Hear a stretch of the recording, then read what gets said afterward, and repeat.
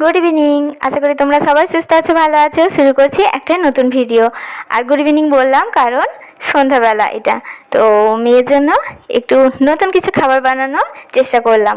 তো ওটসের স্যান্ডউইচ বানিয়েছিলাম, আর মেয়ের জন্য না, শুধু সবার জন্য বানিয়েছিলাম। আর যখন যেটা বানাই, আমরা তো মাত্র 4টে মানুষ, তো সকলের জন্যই বানাই। আর ও দাদু ঠাম্মিও তো বাচ্চাই বলতে পারো। তো বানিয়েছিলাম সন্ধ্যাবেলা। তো ওটস, বিট, গাজর, টমেটো আর ডিম, মানে যা যা দিতে হয় আর কি। ফোনে ভিডিওটা দেখেছিলাম, তো ট্রাই করলাম একটু বানানোর। আর মেয়ে না খুব খুশি হয়েছিল, আর তোমাদের সাথে পুরোটা শেয়ার করব মেয়ে কতটা খুশি হয়েছিল। সেরকম করে তো কিছু বানানো হয়নি, চাউমিনটা বানাই কিন্তু এরকম খাবার খুব একটা বানাই না। তো দেখো, দেখতে কিন্তু ভারী সুন্দর হয়েছিল। আর মেয়ের জন্য টুকরো টুকরো করে কেটে নিলাম, কারণ ওকে হাত দিয়ে খাওয়াবো, মানে ও নিজে হাতে করে খাবে, সেই জন্য ওকে টুকরো টুকরো করে দিয়েছিলাম। দেখো, একদম দুটো বাচ্চাকে দিয়ে বসিয়ে দিয়েছি। আর মেয়ে দেখেছো প্রথমেই কি ঠাম্মির দিকে তাকালো, মানে ঠাম্মি থালাতে কতটা আছে, নাকি ঠাম্মিকে অন্য কিছু আইটেম দিল মা। মানে ও ওরকম একটু অন্যের থালাটা দেখতে পছন্দ করে। আর দেখো কত সুন্দর নিজে নিজে হাতে করে খেয়ে নিয়েছিল। দুবার নিয়েছিল, একবার প্রথমে খেয়ে নিয়েছিল, মা আবার বললো কি আরেকটু দাও, তো আরেকটু দিয়ে দিলাম। আর তারপরের দিন, এটা সকালবেলা, মা যাবে বাপের বাড়ি, তো একটা নিমন্ত্রণ বাড়ি আছে, তো মা যাবে সেই জন্য রেডি হচ্ছিল। আর আমি মাকে শাড়িটা পরিয়ে দিলাম। আর মাকে একটু বকাবকি করি, বলি যে একটু সেফটি পিনটা আঁটো আঁচলে, তবে তো দেখতে ভালো লাগে বলো, শাড়িটাও গোছানো থাকে। তো একটু সাজিয়ে গুছিয়ে দিলাম। আর শাড়িটা পরেছিল, বেশ সুন্দর লাগছিল। মা খুব একটা মানে কি এরকম পিনাপ টিনাপ করে না, তবুও আমি জোর করে দিলাম। আর মা বাপি দুজনেই গিয়েছিল। আর আমি মেয়েকে নিয়ে একাই বাড়িতে ছিলাম। তো মা খুব একটা যেতে চায় না, কিন্তু মায়েরও তো একটা শখ আছে বলো, মানে মাঝে মাঝে তো বাইরেও যেতে হবে, বাপের বাড়ি কি মেয়ের বাড়ি। আর দেখো, আঁচলটা ঠিক করে ধরতেই পারছিল না, হারিয়ে ফেলেছিল আঁচল।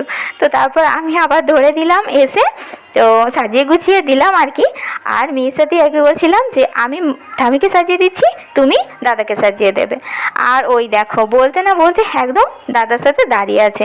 মানে বাপি তখন মুড়ি খাচ্ছিল, মানে খেয়ে দিয়ে তো বের হবে, কারণ হ্যাঁ 10টার সময়, বেলা 10টার সময় বেরিয়েছিল। আর মেয়ে তো সারাক্ষণ ওই দাদু ঠাম্মির পেছন পেছন ঘুরঘুর করছিল, কারণ ও তো যেতে পারবে না। আর মা এসে মনটাও খারাপ, মানে বারবার তো বলে যে তুই যদি একটু সুস্থ হতিস তাহলে আমি নিয়ে যেতাম। আর নিয়ে যাওয়াটা তো সত্যিই সম্ভব নয়, কারণ মেয়েকে তো টোটোতে তুলতে পারবে না, মানে অন্য গাড়িতেও তুলতে পারবে না, আর অতটা রাস্তা মানে মেয়েকে সামলাতে পারবে না আর কি বলতে পারো। তো খুব আফসোস হয় এটা নিয়ে। আর ওর দাদু তো মানে বারবার বললোই যে তুই যদি একটু ভালো হতিস তোকে আমি নিয়ে যেতাম। তো দেখো, আদর করে নিল। আর মায়ের প্রচুর মনটা খারাপ হয় সত্যি। তো যাই হোক, মেয়ে তো বাড়িতেই থাকলো। আর দেখো, দাদু ঠাম্মি যাওয়ার আনন্দে কিন্তু হাততালিটা বাজায়নি, পাশের বাড়িতে গান হচ্ছিল, তো গানটা শুনে ওই হাততালি দিচ্ছে। আর হাততালিটা দিতে খুব সুন্দর শিখেছে। ঈশ্বরের প্রার্থনা করতে যাই তো প্রতিদিন, ওখানে ভজন হয়, তো এই কয়েকটা দিনে ও বেশ সুন্দর শিখে গেছে। তো সবই ঈশ্বরের আশীর্বাদ। এইভাবে ঈশ্বরের আশীর্বাদেই যেন এগিয়ে যায়, আমার মেয়ের একটা সুন্দর নতুন জীবন যেন পায়। তো তারপর দেখো, বাপি চলে এসেছিল বাড়িতে, মা থেকে গেছিলো মামা বাড়িতে, মানে মায়ের বাবুর বাড়ি।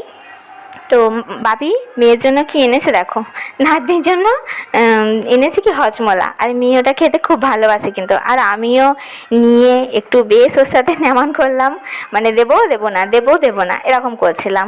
আর ও তো ছাড়বার পাত্রী নয়, মানে লুকিয়ে রেখেছি, তাও দেখো টানাটানি করছে।